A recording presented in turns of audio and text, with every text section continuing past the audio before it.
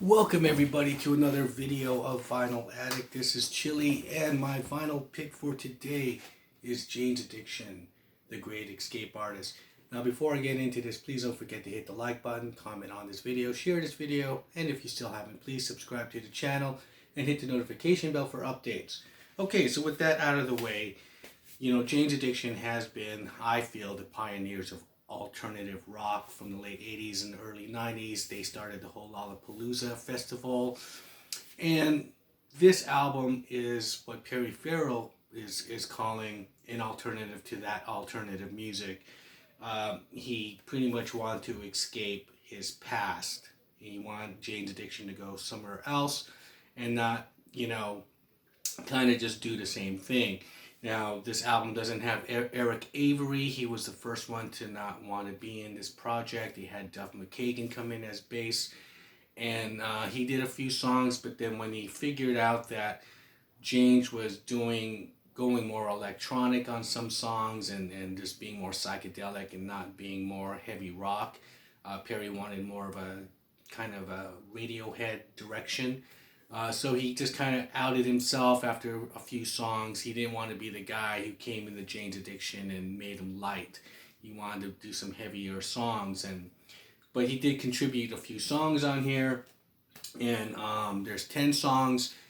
And yes, there isn't really, if you're looking for that old kind of Jane sound of, heavy rock, kind of alternative rock, what they did, this is not that band. And Dave Navarro on here, he kind of approaches the guitar in a minimalistic kind of fashion. He has like four or five guitar solos on this album. There's 10 songs.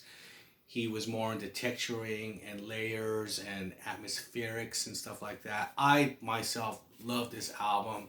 I like it more than their one before this, Strays, which was all pretty much, I felt that was the Dave Navarro album from beginning to end.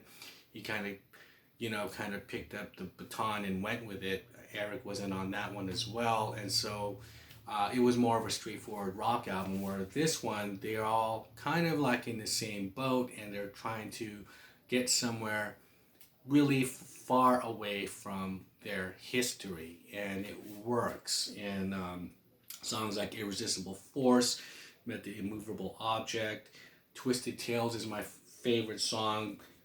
Broken People is great, but they do end the album with a hard rock kind of song, which is a really quick 3-minute song, and just to give, but it's done in how they're doing it at this moment, So all in all, this is to me one of these albums that didn't kind of went over the, under the radar, and just like that's why I always pick these kind of albums just to go, hey, you got to remember this one. This one was fucking great. Jane's Addiction, the great escape artist. Leave me a comment below and tell me your thoughts on this album. With that, I'll shut up and see you guys on the next video.